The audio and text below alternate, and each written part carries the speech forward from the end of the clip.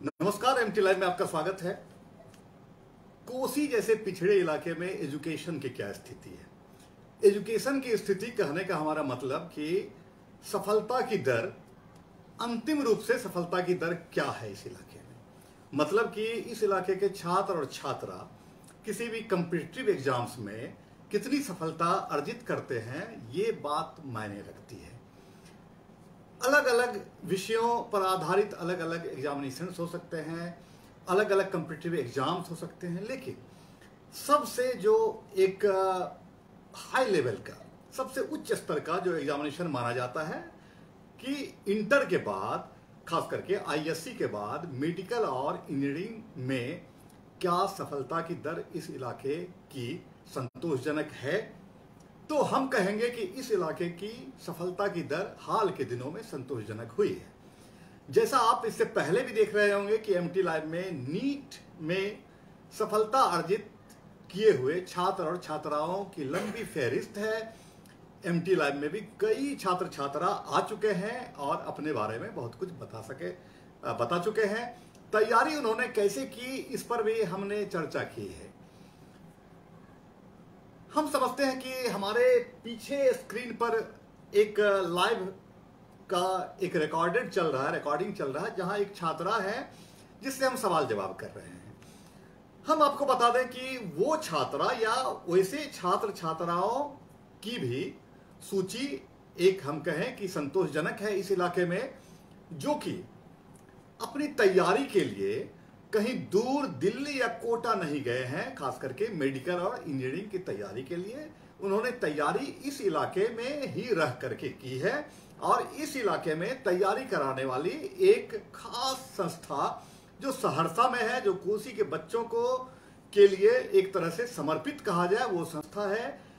उस संस्था का नाम है प्रगति क्लासेज, जो सहरसा में है।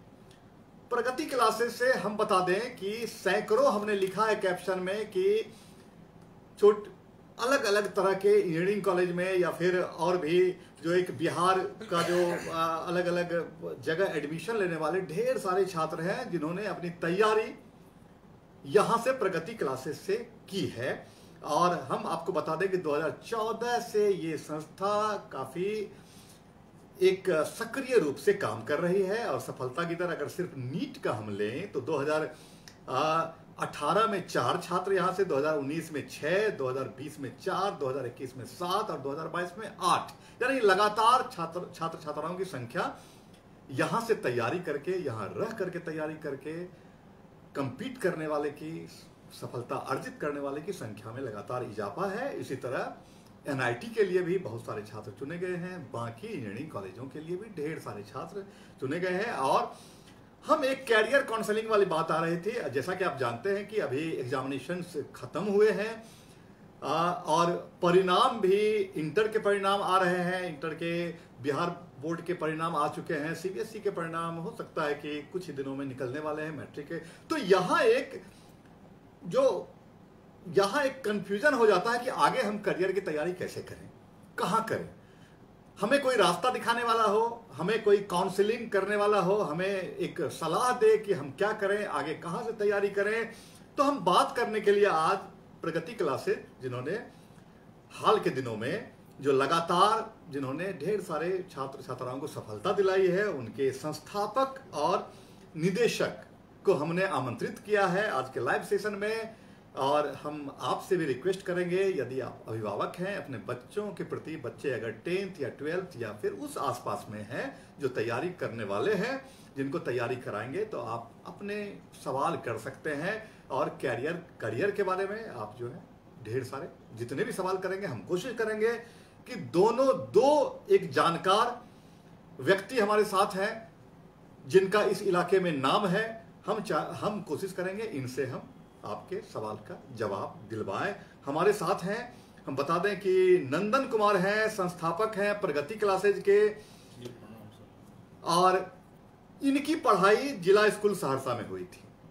मतलब इसी इलाके के पढ़े हुए हैं। और क्या वजह रही कि ऐसी संस्था को इन्होंने स्थापित किया, तो वजह साफ है, और वजह इनसे भी हम जानेंगे कि खुद अगर कहीं ना कहीं अफसोस रह जाता है कि हमारे इस इलाके में हमें एक अच्छा एजुकेशन नहीं मिला या फिर और भी बेहतर एजुकेशन हो सकता था, तो जो जो चिंतित होते हैं वो कहीं ना कहीं ऐसी संस्थाओं के पीछे, ऐसी संस्थाओं को खोलने के पीछे, ऐसी संस्थाओं को स्थापित करने के पीछे ऐसे लोग वजह होते हैं। दूसरे हमारे साथ हैं प्रगति क्लासेज सहरसा की जो संस्था है, अहम संस्था है, मेडिकल और इंजीनियरिंग की तैयारी कराने वाली, साथ ही साथ 11th 12th की तैयारी कराने वाली संस्था है। उसके निदेशक हैं डॉक्टर चंदन कुमार, हमारे साथ बैठे हुए हैं। इनके बारे में हम बता दें कि रांची वेटनरी कॉलेज से BBSc एंड AH मतलब bachelor in veterinary science and animal husbandry इन्होंने 2013 में किया था। और फिर आखिर क्या ऐसी वजह रही कि एक अच्छी सर्विस वहाँ से मिल सकती थी, अच्छे एक डॉक्टर बन सकते थे, वेटरनरी डॉक्टर बन सकते थे, लेकिन इस संस्था के निदेशक के रूप में इन्होंने काम करना और बच्चों के भविष्य को संवारना इन्होंने बेहतर विकल्प समझा। हम इनसे बात करेंगे। आप दोनों का, नंदन सर और चंदन सर, आपका बहुत बहुत स्वागत है हमारे MT लाइव में। हम आइए सबसे पहले एक सवाल हम सामान्य सा लेते हैं और तब तक आप लोग भी, ढेर सारे लोग जुड़ रहे हैं, आप लोग भी जुड़ जाएं और फिर आपके अगर सवाल होंगे तो उन सवाल का जवाब भी हम ढूंढने का प्रयास करेंगे। हम एक चीज सबसे पहले हम जानना चाहेंगे नंदन सर और चंदन सर की प्रगति क्लासेज की स्थापना का विचार कैसे मन में आया, क्या ऐसी वजह रही कि इस संस्था का स्थापना का विचार है जब हम लोग का छात्र जीवन था जी, जो कि 10th करने के बाद पटना गए दोनों भाई और हमारे गांव के भी कई बच्चे उस समय गए पटना। तो वहाँ का जो स्थिति था, जो मतलब आर्थिक और मानसिक परेशानियों से हम लोग के साथ साथ और सारे बच्चे को जो गुजरते हुए देखे, तो उस समय जो हम लोग को परेशानी हुई, तो ऐसा लगा जो जब हम लोग सक्षम होंगे तो इस तरह की संस्था प्रयास करेंगे जो अपने क्षेत्र में खोले। उसी समय ऐसा मन में आया था। और इस उधेड़बुन में जो मतलब गार्जियन का बहुत सारा पैसा खर्च हो रहा है, दो भाई पढ़ रहे हैं, तो जिसके कारण थोड़ा पढ़ाई पे भी असर पड़ रहा था। तो इसी सब कारण विचार आया, इसी सब कारण से विचार आया जी। तो आप तो हम जैसा कि आपके मन में ये विचार आया, यहाँ आपके साथ में चंदन जी भी आपके छोटे भाई हैं और दोनों भाई हम बताते चलें कि दोनों भाई की एक जो सार्थक मेहनत कहें, मेहनत सार्थक तब मानी जाती है जब मेहनत परिणाम देने लगे। और परिणाम इस इलाके में ढेर सारे, कई हमारे भी लाइव में आए जिन्होंने ये बात बताई कि उन्होंने प्रगति क्लासेस से उन्होंने अध्ययन किया है। एक छात्रा तो ऐसी थी एक काजल किरण जो कि मधेपुरा की बेटी है, जिन्होंने नीट में अच्छा अंक लाया था। हमने भी उनका इंटरव्यू किया था। उनका तो ये कहना था कि वो निराश हो गई थी 2 साल। चंदन सर आपको शायद अनुभव होगा, आपका वो नाम ले रही थी। वो कह रहे थे कि हम निराश हो गए थे, हम छोड़ दिए थे और लगा कि नहीं होगा। 2 बार में शायद 2 बार लगातार उसने परीक्षा दी थी, नहीं हुआ, वो छोड़ चुकी थी। लेकिन चंदन सर का फोन गया था और चंदन सर ने कहा कि इस बार तुम्हारा श्योर होगा। और क्या आपको याद है ऐसी कोई बच्ची थी हमारे यहाँ? बहुत सारे बच्चे रहते हैं जो कि मान लीजिए उनके अंदर पोटेंशियल तो होता है, लेकिन उनको खुद पर बिलीव नहीं होता है हम रिजल्ट ले सकते हैं। तो बहुत सारे बच्चों को विश्वास दिलाना होता है, ऐसे नहीं आप रिजल्ट ले सकते, मतलब मनोबल उनका बढ़ाना होता है। क्योंकि दिन रात हम लोग यही काम करते हैं और हम लोग को ये अनुभव हो जाता है ये बच्चे मेहनती हैं और इसमें पोटेंशियल है रिजल्ट देने का। लेकिन बच्चे को ये बिलीव नहीं होता, उनको लगता है हम बड़े शहर जाते, हमें लगता है कि जैसे कि 1-2 बार जब असफलता मिलती है तो एक जो है, चूंकि एक बाल मन कहें या फिर एक अनुभव की कमी कहें, एक उम्र की ऐसी दहलीज पर वो बच्चे होते हैं कि वो बहुत कुछ समझ नहीं पाते हैं। उन्हें लगता है कि 1-2 बार असफलता मिली तो शायद हमसे ना होगा, इस तरह भी। तो वहाँ एक शिक्षक की भूमिका वहाँ एक पिता के समान भी हो जाती है। तो काफी ये महत्वपूर्ण बात होती है जो बच्चों को हम लोग मोटिवेट कर पाते हैं। इसके लिए हम अपने अभिभावकों का बहुत मतलब शुक्रगुजार है, क्योंकि ये सबसे बड़ी बात है आज हमारे संस्था को जितना सफलता मिल रही है। इसमें हम लोग का तो अपना व्यवस्था है, लेकिन इसमें यहाँ के अभिभावकों का काफी अच्छा रोल है। क्योंकि देखिए जो बच्चे बाहर जाते हैं, पटना कोटा जाते हैं, उन बच्चों को उस तरह का इमोशनल सपोर्ट नहीं मिल पाता, वो काफी प्रेशर में रहते हैं। लेकिन सहरसा जैसे लोकल टाउन में रहने का फायदा क्या होता है, बच्चे यदि मानसिक परेशानी से गुजरते हैं तो अपने पेरेंट्स के आसपास में रहते हैं, उनको बहुत जल्दी जी। एक बात ये भी लगातार आ रही है, जैसा कि आप सभी जानते होंगे कि कोटा वगैरह या दिल्ली वगैरह में एक निगेटिव खबरें भी लगातार आ रही हैं। मधेपुरा की भी कोई बच्ची थी जिसने भी, एक कहना नहीं चाहिए, उन शब्द का भी इस्तेमाल हम नहीं करना चाहते हैं कि आत्महत्या जैसी प्रवृत्ति अगर पनप रही है बहुत जगह, और हमें लगता है कि कहीं ना कहीं दबाव है। हमें लगता है कि उनको एक मानसिक जो एक सांत्वना देने वाली, या फिर एक मनोबल बढ़ाने वाला, या फिर एक जो है मान लीजिए अगर असफलता मिल रही है या उसे लग रहा है कि हमसे होगा या नहीं होगा, तो ऐसे समय में एक हम समझते हैं कि शिक्षकों को एक पिता की भूमिका में आनी चाहिए, वहां आनी चाहिए कि बेटा तुमसे होगा ये।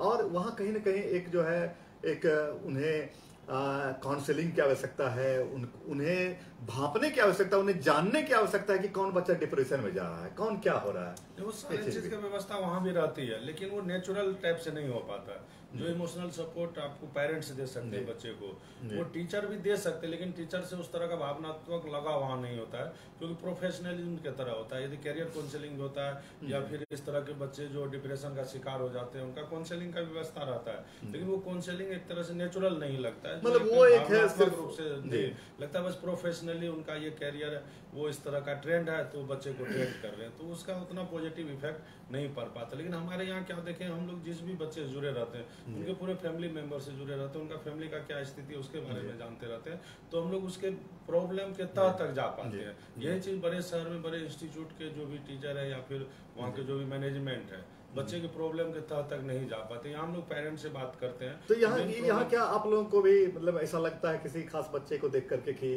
ये थोड़ा सा हतोत्साहित है? या काफी बार ऐसा हुआ, बहुत सारे बच्चे जो है रोना शुरू कर देते हैं, सर हमसे नहीं हो सकता है, तुमको विश्वास दिला नहीं कर सकते हो। 1-2 दिन के लिए घर रेस्ट करने के लिए भेजना होता है, बहुत बच्चे यदि परेशान हो जाते हैं तो फिर 1-2 दिन के बाद अपना पढ़ाई शुरू कर देते हैं। लेकिन ये शुरुआत में ही संभाल लिया जाता है, शुरुआत में संभाल लिया जाता है। बच्चे के बारे में पता चल रहा है जो ये थोड़ा ज्यादा टेंशन ले रही है या ये ले रहा है, या कोई भी बच्चा, तो खास करके लड़कियां में ये लड़कियों में प्रवृत्ति ज्यादा है, तो उसमें हम लोग कोशिश करते हैं अपने स्तर से भावनात्मक रूप से उसको मनोबल को बढ़ाने का। अगर नहीं हो पाता तो उनके पेरेंट्स को भी बुलाते हैं, दोनों आदमी मिलके बात करके उसका जो मन के अंदर चल रहा क्या उपचार होना चाहिए, तो बहुत जल्द फिर संभल जाता है। और बहुत बच्चे ऐसा रिजल्ट भी लिए हैं, और सबसे बड़ी खुशी की बात है जो 9 साल के अंदर एक भी बच्चा डिप्रेशन का शिकार नहीं हुआ। जो भी होने शुरुआत में ही उसको हम लोग संभाल लिए। जी देखिए, एक छोटे शहर में या कहें कि एक छोटा सा इलाका हमारा कोसी का है, और इस छोटे से इलाके में लोग एक दूसरे से जुड़े हुए हैं, बड़ी गहराई से जुड़े हुए हैं। यहाँ एक जो भी शिक्षक है, या खास करके प्रगति क्लासेज की अगर बात लें तो चंदन जी और नंदन जी यहाँ हैं, जो कि एक इन्हें लगता है कि अगर कोई ऐसी बात हो जाएगी, अगर इनके संस्था के माध्यम से अगर कुछ ऐसा होता है तो फिर अभिभावकों का भरोसा भी उठेगा। दूसरी बात की सब लोग एक दूसरे से जुड़े हुए, एक परिवार की तरह, ये कोसी का पूरा इलाका एक परिवार की तरह से, तो वहां एक जो है अभिभावक की तरह इन्हें यह भी देखना होता है कि कोई बच्चा अगर डिप्रेशन में जा रहा है, अगर उससे नहीं संभल रहा है, तो कैसे उसमें उसका मनोबल कैसे बढ़ाएं, उसकी तैयारी कैसे कराएं, या कैसे ध्यान दें ताकि वो बच्चा, चूंकि एक बच्चे के अभिभावक से कहीं से न कहीं से लोग जुड़े होते हैं। खास करके अपने इलाके में एक जो कि बाहर इस प्रवृत्ति को भले लोग नकारे, लेकिन अपने इलाके में बहुत अच्छी प्रवृत्ति है कि आप किसी कोचिंग संस्था में अगर आप अपने बच्चों को देते हैं तो उनके जो भी डायरेक्टर या टीचर होते हैं उनके बारे में आप पूरी तरह तहकीकात करते हैं, कौन है, कैसे हैं, और उनसे जुड़े हुए लोगों को भी आप कहते हैं कि थोड़ा सा नंदन सर को कहिएगा मेरी बच्ची वहां पढ़ रही है, थोड़ा सा ध्यान देंगे। तो ऐसे करके एक लगता है कि ये जो है फल्ला बाबू की या फिर उनसे जुड़े हुए लोग हैं, उनसे जुड़े, मतलब ये परिवार की ही बच्ची है, परिवार का ही बच्चा है।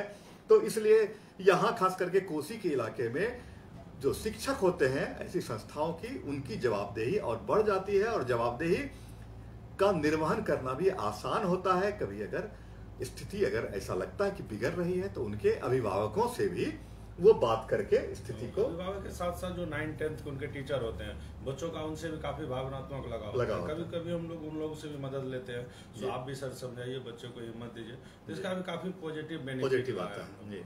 जी हाँ, चलिए कुछ हम टिप्पणियां ले लें, ढेर सारी टिप्पणियां आ रही हैं, और फिर आगे हम और भी बातें करते हैं इस बीच में। और हम ये भी जानेंगे कि नीट की तैयारी कैसे हो, या फिर आईटी की तैयारी, मतलब इंजीनियरिंग की तैयारी कैसे हो, या फिर 11th 12th की तैयारी में किन किन बातों का ध्यान रखना चाहिए ताकि आगे का करियर जो है वो महत्वपूर्ण हो और तुलना में वो आसान हो सके सफलता पाना। इंजीनियर रणवीर राज कहते हैं best coaching institute in Kosi zone. Mithilesh Kumar कहते हैं future maker of Saharsa, Upendra Yadav कहते हैं गुड, निर्मल यादव कहते हैं best coaching institute in Kosi zone. M K मसाल कह रहे हैं आप बच्चों से क्या अपेक्षा रखते हैं। चलिए सर आपका हम ये सवाल लेते हैं। निर्मल यादव उससे पहले लाइक का इमोजी भेज रहे हैं। राजकुमार कहते हैं नाइस इंस्टीट्यूट जी। एम के मसाल सर की पहली टिप्पणी है, टीचर भी हैं, पहले मधेपुरा में थे और फिर अभी बाहर ये हैं। ये लिखते हैं कि फ्यूचर मेकर ऑफ सहरसा, और फिर ये एक सवाल पूछते हैं कि आप बच्चों से क्या अपेक्षा रखते हैं। जी बहुत ही महत्वपूर्ण सवाल है ये, क्योंकि देखिए कोई भी बच्चे यदि रिजल्ट देते हैं तो उनमें इंस्टीट्यूट के साथ साथ बच्चों का भी बहुत बड़ा रोल होता है। यदि सिर्फ इंस्टीट्यूट का रोल होता तो हमारे यहाँ ही पढ़ने वाले सारे बच्चे का सिलेक्शन होता, लेकिन सारे बच्चों का नहीं होता है, कुछ बच्चों का हो पाता है। तो निश्चित है बच्चों का रोल काफ़ी अहम है उनके सफलता और असफलता में। तो इस चीज़ के लिए हम लोग बच्चों के जो अंदर के पोटेंशियल है उसको जगाने का प्रयास करते हैं। और 2-3 चीज़ जो हमको सहरसा के अंदर कमी देखने को मिली थी, जिसमें कि सबसे पहली कमी थी यहाँ बच्चे काफ़ी लेट से पढ़ाई शुरू करते। मान लीजिए 10th का एग्जाम हो गया, उसके बाद फिर रिजल्ट का इंतजार करते हैं, फिर 1-2 महीना प्लानिंग करने में हमको क्या करना है, नहीं करना है, कहाँ जाना है, तो इसमें बच्चे काफ़ी लेट करते थे, जिसके कारण से क्या होता था हम लोग को कुछ कम टाइम मिलता था पढ़ाने को। पहला तो ये प्रॉब्लम था। दूसरा प्रॉब्लम है बच्चे का जो है एब्सेंट होने का रेट जो है, जैसे लोकल टाउन में रहते छोटे छोटे फेस्टिवल में जो है बहुत सारे बच्चे छुट्टी लेने लगते हैं। छोटा छोटा फेस्टिवल जो कि उसमें छुट्टी, जैसे बड़े फेस्टिवल है होली, दीपावली, दुर्गा पूजा, तो इसमें हम लोग भी छुट्टी देते हैं, उसमें भी हम लोग काफ़ी कम छुट्टी देते हैं। लेकिन छोटे छोटे फेस्टिवल में भी बच्चे और उनके पेरेंट्स जो है जो छुट्टी करवा देते हैं, तो उस कारण से क्या होता है थोड़ा सा नुकसान होता था। लेकिन उस चीज़ को हम लोग दूर करने के लिए 2-3 काम किए। सो हम लोग ये एक जो है जो मुहिम चलाए थे, सो रिजल्ट के इंतजार में अपना समय बर्बाद न करें। और ये इस बार बहुत खुशी की बात है, तो 7 अप्रैल से जो हमारा फर्स्ट बैच स्टार्ट हुआ है, अभी सीबीएसई के रिजल्ट भी नहीं आए, मतलब अभी जो अप्रैल जो गुजरा है, हाँ अभी जो 7 अप्रैल से 4-5 दिन पहले हम लोग का बैच स्टार्ट हुआ है। और ये हम लोग जब से संस्था खोले थे उसके बाद पहली बार ऐसा हुआ है, सो 2 दिन के अंदर वो बैच हमारा फुल हो गया, जो हम लोग उम्मीद करते थे। क्योंकि पहले अप्रैल मई तक बच्चे रिजल्ट का इंतजार में उतना आता नहीं था, 20-25 ही बच्चे आते थे। लेकिन इस बार 65 हमारे एक बैच का कैपेसिटी था और 75 तुरंत एडमिशन हो गया। हम लोग इमीडिएट अब 17 अप्रैल से सेकंड बैच का हम लोग घोषणा किया है। तो पहला जो प्रॉब्लम था वो प्रॉब्लम इस साल से हम लोग देख रहे हैं बच्चों की तरफ से, जो हम उम्मीद करते थे सो बच्चे सही समय पर पढ़ाई शुरू करें, तो इस बार वो उम्मीद हमारा पूरा होता नजर आ रहा है। अब दूसरा जो है हम लोग बच्चे जो अपेक्षा रखते हैं, सो बच्चे छोटे छोटे छुट्टी जो होते हैं, छोटे छोटे फेस्टिवल में छुट्टी जो लेते हैं, वो छुट्टी को मिनिमाइज कर दे, क्योंकि बच्चे का क्लास जब छूटता है ना तो फिर परफॉर्मेंस पर काफी इफेक्ट पड़ता है। तो उस चीज के लिए हम लोग कुछ प्लानिंग बनाए। हम अपने संस्थान के अंदर जो बच्चे पूरे मंथ में एक दिन भी एब्सेंट नहीं होते हैं, उनको हम लोग मंथ के लास्ट में प्राइज देते हैं। अच्छा, मतलब जैसे बाकी भी प्रेरित हों बाकी, क्योंकि देखिए सारा चीज यहाँ पर पॉजिटिव हम लोग दे रहे हैं, बस ये 2 चीज निगेटिव हो रहा है, जिसमें से एक निगेटिव चीज तो इस साल से हमारा दूर हो गया, बच्चे सही समय पर पढ़ाई शुरू करें। और दूसरा एब्सेंट वाला भी धीरे धीरे हम लोग पेरेंट्स से रिक्वेस्ट करते हैं, बच्चों को भी इस चीज के लिए हम लोग मनाते हैं। तो ये छोटा छोटा छुट्टी जो है आपकी लाइफ के लिए सही बात नहीं है जी। तो यही बस 2 अपेक्षा है, बच्चे सही टाइम पर पढ़ाई शुरू करें और छुट्टी कम से कम मारे। तो निश्चित है हम लोग जो व्यवस्था दिए हैं उसमें हम लोग एक बेहतर सफलता जो अभी तक दिए हैं उससे भी बेहतर सफलता हम लोग दे सकते हैं जी। तो हाल में जैसे कि लगातार सफलता मिल रही है, आपकी संस्था से सफलता मिल रही है, हम लोग भी जान रहे हैं या फिर कोसी के इलाके के लोग जान रहे हैं, तो अब मतलब कैसा लगता है ये देख करके, जो एक जब आप लोगों ने संस्था की स्थापना की होगी उस समय एक मन में तो जरूर होगा कि स्थापना करने का मकसद यही है कि इस क्षेत्र के, इस इलाके के बच्चे अधिक से अधिक सफलता प्राप्त करें। शुरुआती दौर में हमें लगता है कि किसी भी संस्था के लिए एक संघर्ष होता है कि कैसे बच्चों को विश्वास दिलाएं, या पढ़ाई के तरीके में और क्या क्या नई चीज जोड़ें, या कैसे उसको रिफाइंड करें ताकि आगे सफलता मिल सके। तो हमें लगता है कि 2014 में जब आपने शुरू किया होगा तो हो सकता है 2014 में संस्था से छात्रों की सफलता की दर काफी कम होगी, 2015 में बढ़ी होगी, जैसा कि हम देख रहे हैं कि नीट में 2022 में 8 छात्र आपके यहाँ से निकले हैं, 2021 में 7, उससे पहले 4, लेकिन फिर 2019 में हमें लगता है 2020 शायद कोविड का पीरियड था तो उसके कारण थोड़ा सा ये डिस्टर्ब हुआ, 2019 में 6, मतलब फिर 2018 में 4, तो लगातार ये संख्या अगर मानी जाए तो संख्या बढ़ रही है। तो ये कैसा लगता है कि शुरू में जो मतलब जो जिस उद्देश्य से संस्था आप लोगों ने शुरू की है उस उद्देश्य में एक आगे लगातार बढ़ रहे हैं, तो अब कैसा महसूस होता है कि संस्था के प्रति कैसा लगता है? अभी काफी अच्छा महसूस होता है, क्योंकि 2014 में जब पहली बार हम लोग संस्था खोले थे तो अभिभावकों का विश्वास एकदम से डिगा हुआ था, क्योंकि बहुत सारे संस्था खुल तो रही थी लेकिन साल 2 साल के अंदर ही बंद हो जा रही थी और कोई भी संस्था रिजल्ट नहीं दे पाई थी, जिसके कारण अभिभावकों के मन में एक संशय था। शुरुआती दौर में 2014-15 का बात हम करें, जो भी पेरेंट्स आते थे बस एक ही क्वेश्चन पूछते थे, सर मतलब रहेगा या फिर बंद हो जाएगा। तो हम लोग को भी काफी मतलब निराशा लगता था, सो क्या मतलब हो रहा है। लेकिन हम पेरेंट्स को विश्वास दिलाने में कामयाब रहे और 2020 में तो काफी कम बच्चे आए थे, मात्र 18 से 20 बच्चे ही आए थे 2014 में स्थापना साल में। लेकिन फिर हम लोग मेहनत किए और एक साल के अंदर 2015 में हम बात करें तो लगभग 120 के आसपास, लगभग 5 गुना से भी ज्यादा स्टूडेंट हमारे पास आ गया। तो काफी हम लोग का अच्छा अनुभव हुआ और उस टाइम में हम लोगों को भी लगता था जो रिजल्ट देने में थोड़ा सा टाइम लगेगा, खास करके नीट का रिजल्ट देने में टाइम लगेगा, लगभग हम लोग का अनुमान था 5 से 6 साल लगेगा। लेकिन काफी खुशी की बात है, सो हम लोग जेईई मेन में जो सबसे पहला रिजल्ट 2017 में दे दिए थे, 3 साल के बाद ही, और नीट में हमारा पहला रिजल्ट जो है 2018 में हुआ, जो कि ज्योति ठाकुर नाम की छात्रा थी, जो काफी मतलब हम लोग के लिए भी एक उम्मीद वो जगह नहीं, सब सहरसा में भी बच्चे रिजल्ट दे सकते हैं। क्योंकि देखिए सफलता का मैक्सिमम श्रेय हम बच्चों को देते हैं, क्योंकि मेहनत तो उन्हीं को करना होता है, हम लोग तो बस रास्ता दिखाते हैं। तो निश्चित इस तरह के काफी ऐसे बच्चे आए थे जिनके पास ये रास्ता नहीं था पटना कोटा जाने के लिए, उनके लिए हम एक उम्मीद का किरण नजर आए और हम लोग भी मेहनत किए और बच्चे भी मेहनत किए और हम उन बच्चों के लिए काफी मतलब थैंकफुल है जो शुरुआती दौर में हम लोग पर ट्रस्ट किए, विश्वास किए और मेहनत किए और आज अच्छे अच्छे मेडिकल कॉलेज और इंजीनियरिंग में पढ़ाई कर रहे हैं और खुद भी भविष्य बनाए और उनके पीछे बहुत सारे बच्चों को विश्वास दिला पाए, तो सहरसा से भी रिजल्ट लिया जा सकता है। देखिए 2-3 बातें जो सामने आती है, बड़ी महत्वपूर्ण बातें सामने आती है। एक तो तैयारी के दौरान जो है, जैसा इन्होंने बताया कि तैयारी के दौरान जो छात्र एब्सेंट नहीं रहते हैं उन्हें पुरस्कृत किया जाता है।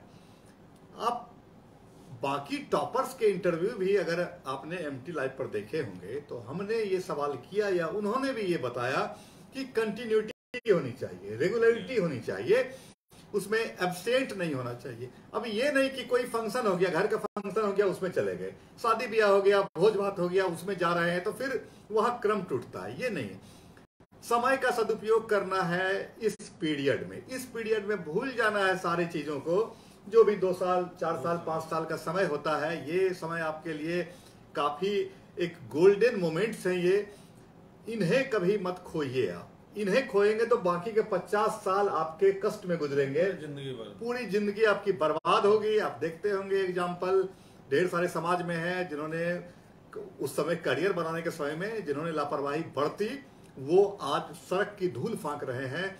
और उस समय में जो लगातार संघर्ष में रहा, वो 5 साल 7 साल या जितना भी समय है, अलग अलग स्टूडेंट के लिए अलग अलग समय टाइम पीरियड हो सकता है, उन लोगों का भविष्य उज्जवल है। उन लोगों ने इलाके का नाम रोशन किया, उन्होंने अपने माँ बाप का सर ऊंचा किया और वो अभी आप देखेंगे कि समाज के सबसे जिम्मेदार नागरिक की भूमिका में है, वो कहीं जॉब में है, वो किसी दूसरे को भी एक दूसरे के लिए आशा की किरण है। ऐसे तो एक चीज। दूसरी बात, एक चीज जो बता रहे हैं कि कोई भी अभिभावक या छात्र शुरुआती दौर में अपने करियर के प्रति इस तरह अगर कोई सोचे कि जहां बाकी छात्र पटना कोटा दिल्ली वगैरह जा रहे हैं और वहां अगर सहरसा में कोई किसी संस्था में अगर कोई अभिभावक अपने बच्चों को दे रहे हैं, छात्र अगर जा रहे हैं, तो एक वो हम समझते हैं कि बड़े हिम्मत की बात थी अभिभावकों के लिए, इसलिए कि उन्हें लग रहा होगा कि सफलता मिलेगी कि नहीं। लेकिन जब सफलता मिली उनके बच्चों को तो उन्हें तब लग रहा होगा कि हमने सही एक राइट डिसीजन लिया, जो कि हमने दूर नहीं भेजा। हमारा बच्चा यहाँ से जुड़ा हुआ था, किसी भी विषम परिस्थिति में हम अपने बच्चे से मिल सकते थे या फिर अपने टीचर से, जो संस्थापक हैं, निदेशक हैं, इनसे बातें कर सकते थे। तो यहाँ एक तरह से मानिए कि रिस्क बिल्कुल कम था। बच्चे की सुरक्षा की जहां तक बात थी, बच्चे यहाँ बिल्कुल सुरक्षित थे, बगल में थे, हमारी आंखों के सामने थे, वो दूर नहीं थे। और जब अब सफलता मिलने लगी है तो अभिभावकों का विश्वास लगातार बढ़ता जा रहा है।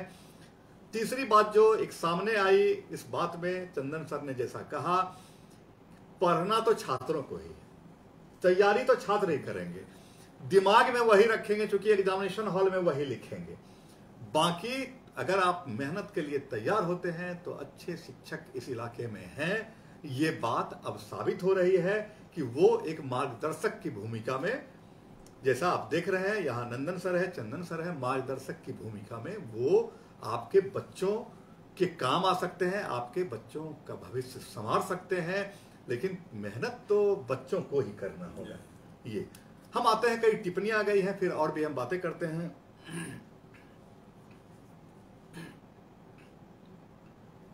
जी, नीतीश कुमार की टिप्पणी है, I would like to thank all the teachers of Pragati classes for helping me achieving my dream. Nitish Kumar कोई छात्र हैं, लगता है कि वो लिख रहे हैं कि मेरे आईटी इंदौर में है, आईटी इंदौर में है, और ये लिख रहे हैं कि I would like to thank all the teachers of Pragati classes for helping me achieving my dream. इनके सपने को पूरा करने में जो शिक्षकों की भूमिका थी उसके लिए ये धन्यवाद दे रहे हैं। रुपेश कुमार रंजन कहते हैं very good sir. Mittu Kumar कहते हैं percentage result of Pragati classes is better than Kota and other big cities institute. देखिए, एक बात है परसेंटेज की बात, जहां तक यहाँ बात उठी है, कितने छात्र एडमिशन लेते हैं और सफलता कितने पाते हैं, तो परसेंटेज इस तरह से जोड़ा जाना चाहिए। अगर हम अपने बच्चों को, इस इलाके के बच्चे अगर 20 बच्चे अगर तैयारी के लिए, या 100 बच्चे अगर हम देते हैं यहाँ संस्था में, उसमें से अगर 10 निकलते हैं तो वो 10% है। कोटा दिल्ली, हम किन्हीं की शिकायत नहीं कर रहे हैं, लेकिन हम एक तुलनात्मक अध्ययन कर रहे हैं कि कोटा दिल्ली या बाकी जगह के इंस्टीट्यूट में अगर 10,000 बच्चों ने एडमिशन लिया और 100 उसमें से अगर पास किए तो उनका परसेंटेज 1% या फिर बाकी आप समझ सकते हैं कि वो कम होगा तुलना में। ये नहीं कि उनके संस्था से 100 कंप्लीट किए, यहां से 10 किए, कितने आए पढ़ने और उसमें कितने को सफलता मिली, तो एक ये महत्वपूर्ण बात होती है। सजन कुमार सिंह कहते हैं one of the best institute in Saharsa. Alok Raj कहते हैं शिक्षा के क्षेत्र में उत्तर बिहार का गौरव है प्रगति क्लासेज सहरसा। नीतीश कुमार लिखते हैं कि I had spent quality in Pragati classes has made me realise my dream to become an IITian। Chandan sir, Nandan sir, Ranveer sir, Vijay sir, Ashish sir has helped me most during my preparation. Currently I am studying at IIT Indore.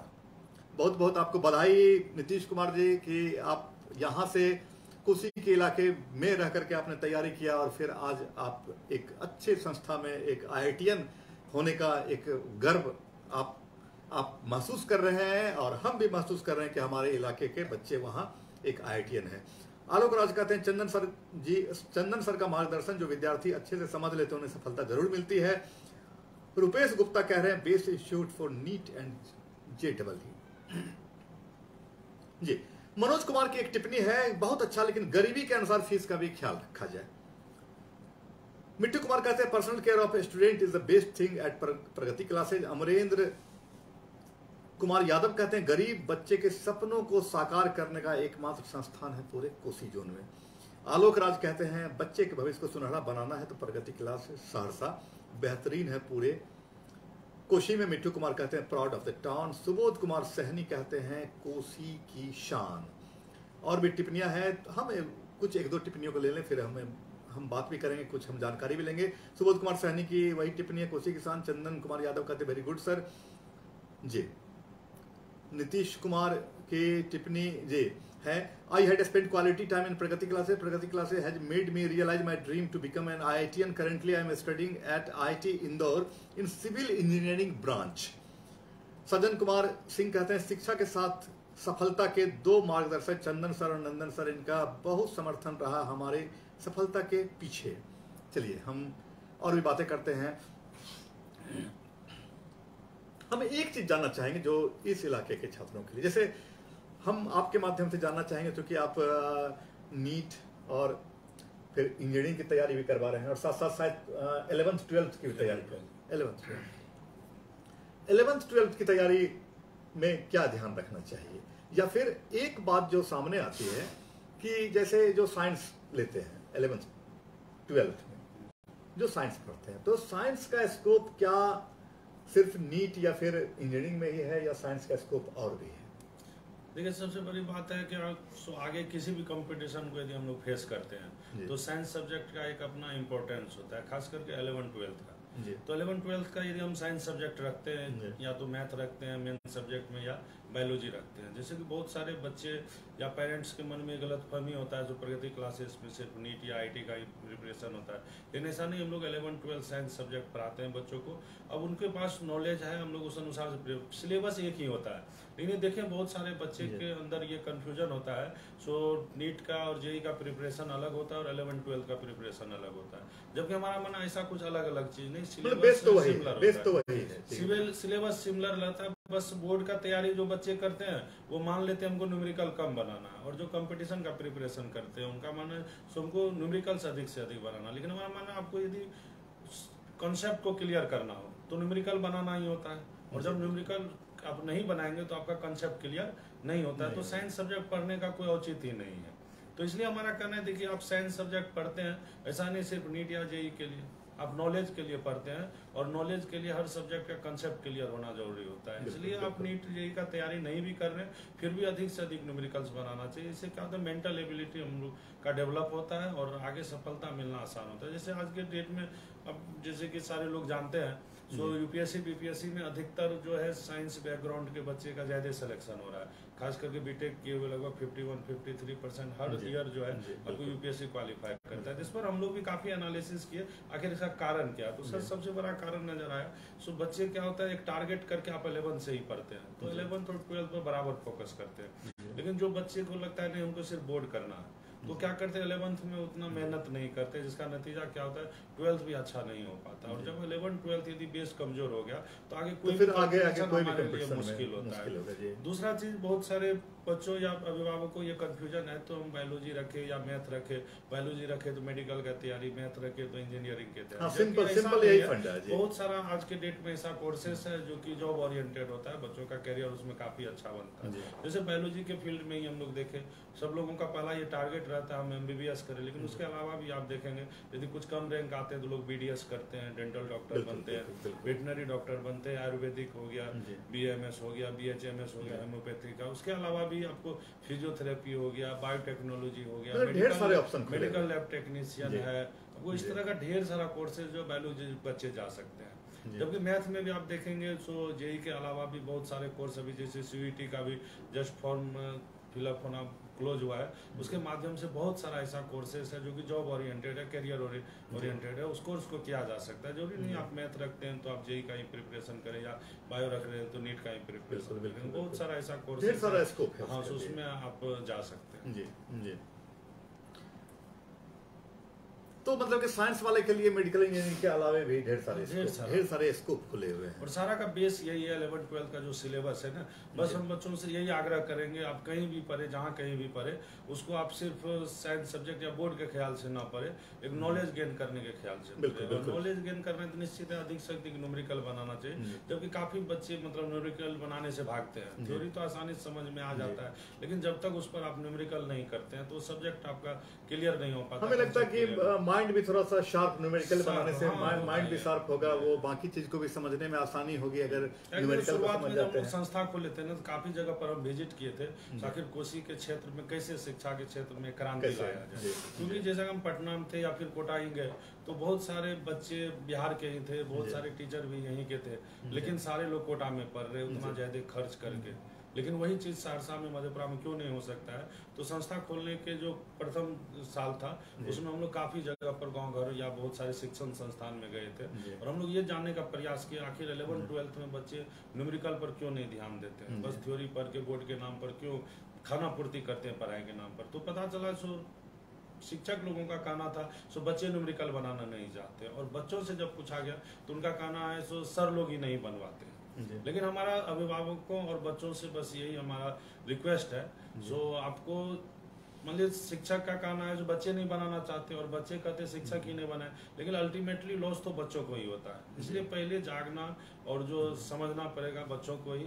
सो हमारा career आगे यदि अच्छा से बनाना है तो आपको अच्छा, एक चीज हम जानना चाहते हैं और बहुत सारे छात्र भी जानना चाहते हैं, हमसे पूछते हैं कि नीट की तैयारी अगर करनी है, किन्हीं को मेडिकल के फील्ड में जाना है, नीट की तैयारी करनी है, तो वो कब से तैयारी शुरू कर दें, कब से करनी चाहिए शुरू? देखिए क्या कहते हैं कि हमारे अनुसार से बहुत सारे लोगों का कहना होता नहीं 9 से शुरू हो जाना चाहिए या फिर 10th के बाद शुरू होना चाहिए। तो हमारा कहना आप नीट करें या कुछ भी करें, 9th से 12th ये 4 साल बच्चों के लिए काफी इंपॉर्टेंट होता है। यहाँ पर आप नीट करें या जेई करें, कुछ भी करें, जो आपका सब्जेक्ट है उसको अधिक से अधिक कॉन्सेप्ट क्लियर करने का प्रयास करें, अधिक से अधिक न्यूमेरिकल बनाने का प्रयास करें। जैसे अभी हम चर्चा किए, सो बच्चों का कहना है शिक्षक नहीं करवाते, शिक्षक कहना बच्चे नहीं करना चाहते, लेकिन अल्टीमेटली लॉस बच्चों को होता है। इसलिए बच्चों को एग्जाम में तो वही बैठे सफलता असफलता, तो इसलिए बच्चों को इसके प्रति जागरूक होना चाहिए। 9th से ही न्यूमेरिकल बनाना शुरू कर देना चाहिए, जिससे कि माइंड का जो एबिलिटी है, मेंटल एबिलिटी, वो बढ़ता है। क्योंकि हम देखें जो बच्चे न्यूमेरिकल्स ज्यादा बनाते हैं उनका माइंड धीरे धीरे शार्प हो जाता है, और जो बच्चे न्यूमेरिकल्स नहीं बनाते, थ्योरी को उतना याद नहीं रख पाते, क्योंकि साइंस सब्जेक्ट है, सिर्फ याद करके काम चलेगा नहीं, वहाँ कंसेप्ट। तो एक चीज जैसे कि खास करके एक बात ये भी आती है कि नीट की तैयारी में मेडिकल की तैयारी में फिजिक्स है, केमिस्ट्री है और बायोलॉजी है। तो ये फिर मान लीजिए आप लोगों को ये भी देखना होता होगा कि किस स्टूडेंट का बायोलॉजी सेक्शन कमजोर है या फिर केमिस्ट्री सेक्शन कमजोर है, या ये भी देखना होता होगा। उस हिसाब से अलग अलग छात्रों के लिए एक समय हमें लगता है कि अलग अलग तरह से देना पड़ता होगा, कुछ एक प्लानिंग करनी होती है। हमारे जैसे हमारे यहाँ क्या बड़े बड़े संस्था में हर जगह प्लानिंग होता है। तो जैसे बायो के बच्चे का जनरली जो है मैथ और ये फिजिक्स थोड़ा सा वीक होता है, न्यूमेरिकल पोर्शन। तो हम लोग इसके लिए क्या करते हैं, शुरुआती दौर में जब हमारा बैच शुरू होता है 11th क्लास का, तो हम लोग शुरुआत के 1-1.5 महीना में बेसिक मैथमेटिक्स पढ़ाते हैं। उस बेसिक मैथमेटिक्स पढ़ाते हैं, हाँ पढ़ाते हैं, फिजिक्स के क्लास की जगह पर। जो फिजिक्स में जितने भी न्यूमेरिकल बनाने के दौरान जितने भी मैथ का जरूरत होता है, उसको हम लोग एकदम बेसिक लेवल से 9th लेवल से पढ़ाते हैं, जिससे कि बच्चों को न्यूमेरिकल्स बनाने में कठिनाई ना हो। क्योंकि यहाँ देखें सहरसा सुपौल में या कहीं भी लोकल टाउन में बच्चे 9th-10th में उतना न्यूमेरिकल बनाते नहीं है, उसके कारण से हम लोग को थोड़ा सा एक्स्ट्रा मेहनत करना पड़ता है और बच्चों को भी परेशानी होती है। और हमें लगता है न्यूमेरिकल पोर्शन जो कमजोर रह जाता है, तो उसके कारण भी बहुत सारे बच्चे कहते हैं कि हम नीट की तरफ, मेडिकल की तरफ ही जाएंगे, हमारा जो न्यूमेरिकल पोर्शन आईटी या फिर इंजीनियरिंग हम ना करें। उन्हें डर होता है कि जो दूसरा रास्ता है, फिर ये भी कारण होता है। क्योंकि जैसे हमारे यहाँ से भी बहुत से बच्चे जो है कभी कभी फ्रस्ट्रेट हो जाते हैं, उनसे कुछ नहीं होगा सर, नहीं समझ में आता है। उनसे जब पूछा जाता है तो बोलते हैं सर सब चीज तो समझ में आ रहा है, न्यूमेरिकल से नहीं बनता है। क्योंकि उसके लिए बच्चों को काफी मेहनत करना होता है, अधिक से अधिक प्रैक्टिस करना होता है। उसके लिए हम लोग काफी कोशिश करते हैं। जो बच्चे मेहनत नहीं करते उनको हम लोग होमवर्क दे दिया करते हैं, कल तक तुमको इतना क्वेश्चन बना के लाना है। तो इससे धीरे धीरे बच्चों में देखते हैं न्यूमेरिकल बनाने की एबिलिटी। तो वहाँ जैसे कि आपके यहाँ क्या ये हॉस्टल में रह के बच्चे पढ़ते हैं? नहीं, बाहर से भी बच्चे पढ़ते हैं, हॉस्टल भी है। क्योंकि देखिए यहाँ के अभी लगभग 14-15 डिस्ट्रिक्ट के बच्चे अब हमारे यहाँ पढ़ने के लिए, जैसे कि मान लीजिए ठीक है, जो सहरसा या वहाँ बगल के हैं जो रोज जा सकते हैं, वो तो वहाँ से चले जाएंगे अपने घर से या कहीं से। ठीक, अब मान लीजिए सुदूर इलाके के हैं, अब मधेपुरा के किसी सुदूर गांव के बच्चे हैं, तो उनके लिए हॉस्टल की व्यवस्था है? गर्ल्स हॉस्टल भी है, बॉयज हॉस्टल, अलग-अलग हॉस्टल, और 9 बजे रात तक वहाँ पर टीचर अवेलेबल रहते हैं बच्चों के हेल्प के लिए। बच्चे 6 से 9 हम लोग का। अच्छा, मतलब हॉस्टल में ही बताने? हाँ, हॉस्टल में बताने, मतलब हॉस्टल कोचिंग संस्थान में हॉस्टल रात 9 बजे तक क्लास के अलावे भी बच्चे जब उसको टाइम मिले, जो क्लास में भी किसी को समझ नहीं आया, कोई या डाउट क्लियर करना है, उसके लिए 9 बजे रात तक हमारे सारे फैकल्टी अवेलेबल रहते हैं। देखिए, एक हम समझते हैं कि ये अपने आप में एक बड़ी बात है, और ये एक दर्शाता है कि बच्चे सफलता पाले, इसके लिए प्रयासरत हैं। कुछ टिप्पणियों को हम लेते हैं और फिर हम जानते हैं कि नीट की तैयारी के बारे में तो हमने पूछा, हम फिर इंजीनियरिंग की तैयारी कैसे कराते हैं, इस पर हम बात करते हैं। कार्तिक राय लिखते हैं, प्रगति क्लासेज बेस्ट है, मेरा डॉक्टर बनने का सपना सिर्फ प्रगति क्लासेज के कारण संभव हो पाया है। कार्तिक राय टिप्पणी कर रहे हैं और कहते हैं कि मेरा सपना पूरा हो पाया है वहां के चलते। साजन कुमार सिंह कहते हैं, mentorship is the best key to success, Pragati classes Saharsa. Mittu Kumar कहते हैं, twins brother doctor Chandan Kumar and Kumar Nandan making Saharsa. अच्छा, मतलब आप लोग जुड़वे भाई हैं। चलिए, ये भी एक बड़ी बात है। हमें लगता है कि जो शायद इसलिए विचार मिलते हैं, इसलिए एक साथ संस्था को भी आगे जा रहे हैं। जबकि हम बता दें कि डॉक्टर चंदन कुमार मतलब कि इन्होंने हमें जो जानकारी मिली कि MBBS जरा सा मार्क्स के लिए इनका छूटा, और फिर इन्होंने वेटरनरी जो है वो रांची के वेटरनरी कॉलेज से इन्होंने 2013 में की, और 2014 में फिर इरादा इन दोनों ने साथ साथ बना लिया कि जो नहीं, कोसी के इलाके में, क्योंकि इसी इलाके से पढ़े थे तो इन्हें लगा जो कि इस इलाके में शिक्षा की व्यवस्था वो देख चुके थे इससे पहले। इन्हें लगा कि ये बेहतर है कि बच्चों का भविष्य संवारा जाए इलाके में। नीतीश कुमार कहते हैं currently in Kosi Pragati classes one of the best institute. Srishti Sandhya लिखती है कि प्रगति क्लासेज बहुत बेस्ट है, यहाँ पे बेस्ट मेंटरशिप मिलता है और आपके सारे बातों को सुना जाता है। स्पेशली चंदन सर बहुत अच्छे से सारे प्रॉब्लम को सुनते हैं और आज मैं एम्स गोरखपुर में हूँ प्रगति क्लासेज की वजह से। देखिए आपकी छात्रा है ये सृष्टि संध्या और ये कह रहे हैं कि प्रगति क्लासेज की वजह से मैं एम्स गोरखपुर में। बहुत बहुत आपको बधाई सृष्टि संध्या जी कि यहाँ से प्रगति क्लासेज आपके सर यहाँ हैं और फिर इनके मेंटरशिप में आपने जो भी अध्ययन किया, जो भी पढ़ा, सफलता पाई और आज आप एम्स गोरखपुर में वहाँ अपनी पढ़ाई कर रहे हैं। सृष्टि संध्या आगे लिखते हैं कोसी का बेस्ट इंस्टीट्यूट है प्रगति क्लासेज। हरेश कुमार की टिप्पणी है Pragati is the one of the best institute in north Bihar. Subodh Kumar Sahni लिखते हैं कोसी की शान। हमें एक चीज बताइए कि इंजीनियरिंग करने जो छात्र इंजीनियरिंग जो अपना करियर बनाना चाहते हैं उसमें, तो उसकी तैयारी, इंजीनियरिंग की तैयारी कैसे करवाते हैं?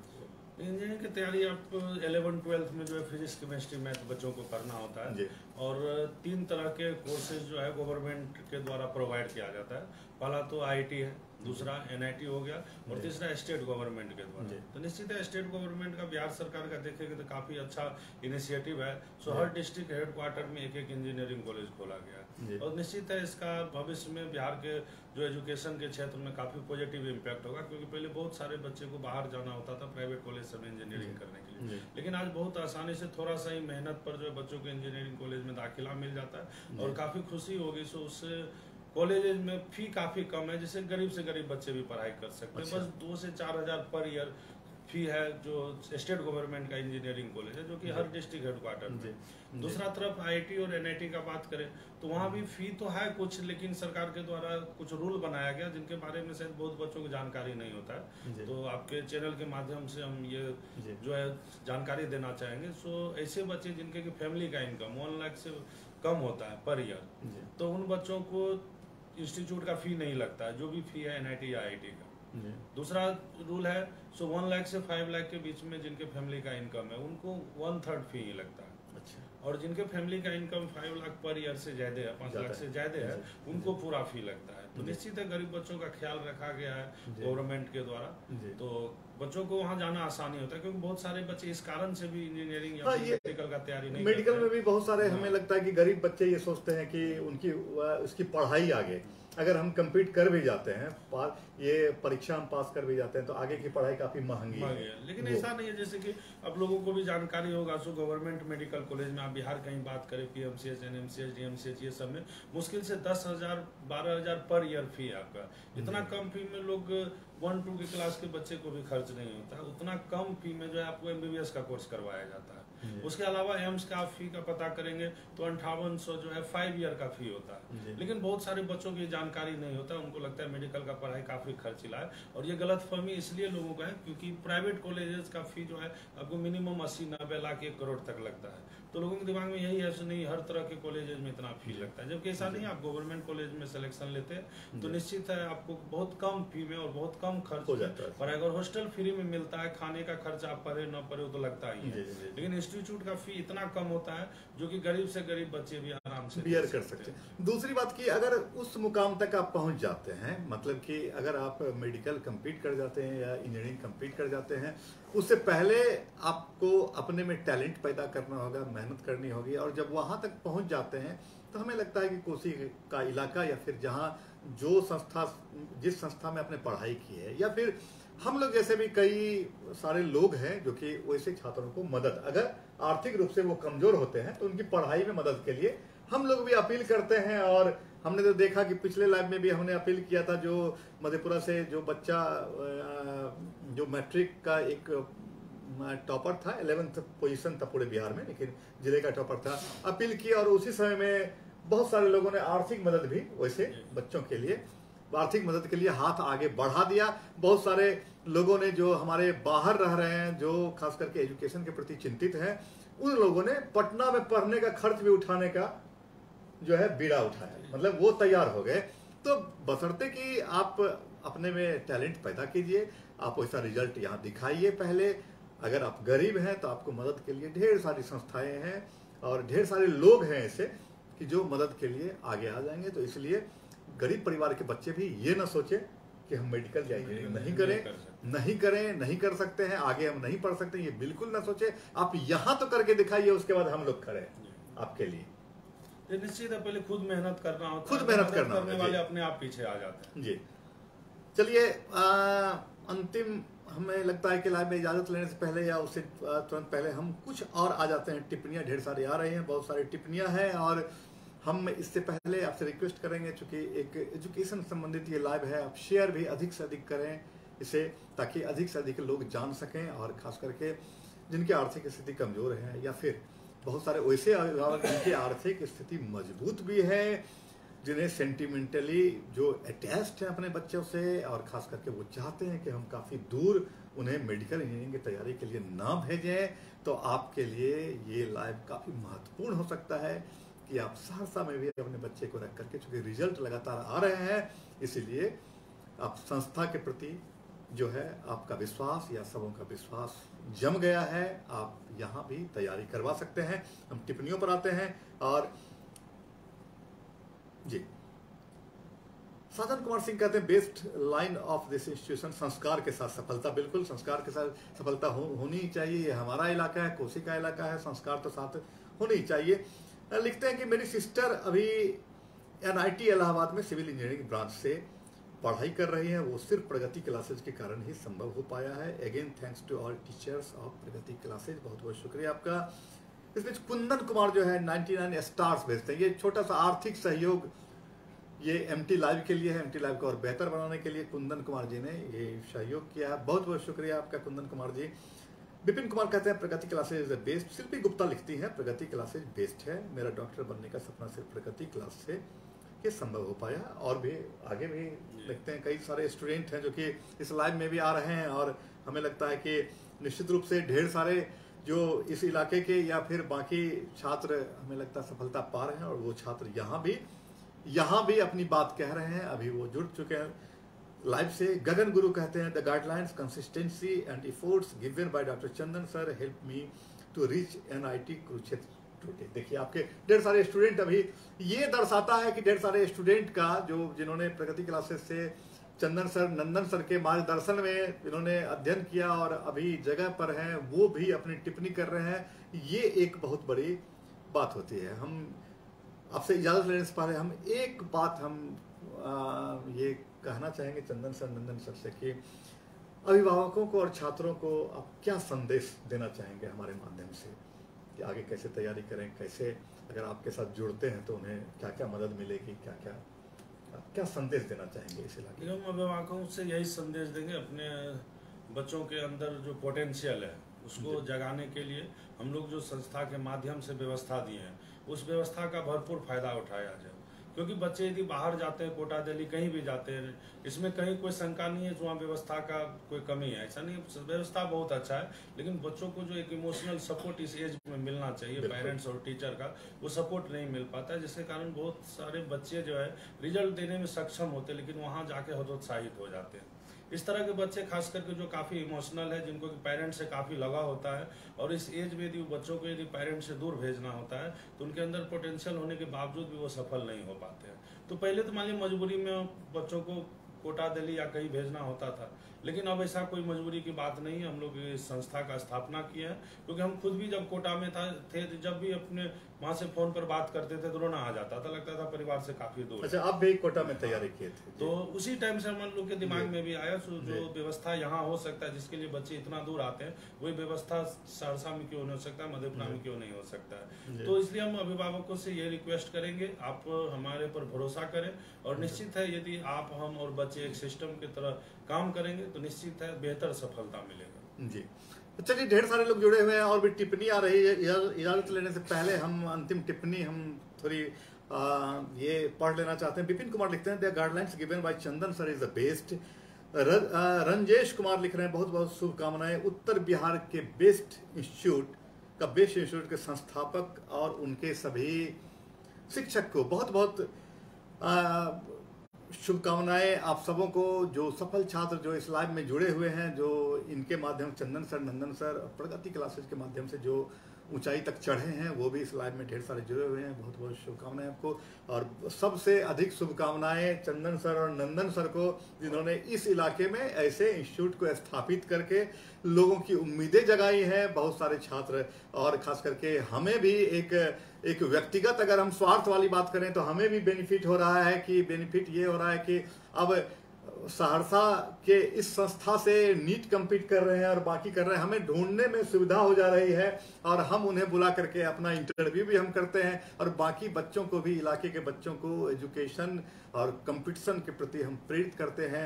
इजाज़त लेने से पहले हम चाहेंगे कि एक छोटी सी भेंट, 13 साल मधेपुरा टाइम्स को पूरे हो चुके हैं, चंदन सर, नंदन सर को हम एक करना चाहेंगे कि संस्था में ये हमारा मोमेंटो वहाँ रहे, ताकि हमारी शुभकामनाएं इनके साथ हमेशा दिखे। और ढेर सारी शुभकामनाएं इन्हें, और बहुत बहुत शुभकामनाएं आप सबों को जो इस लाइव में जुड़े रहे। बहुत बहुत शुक्रिया आपका। अपना ध्यान रखिएगा। शुभ रात्रि।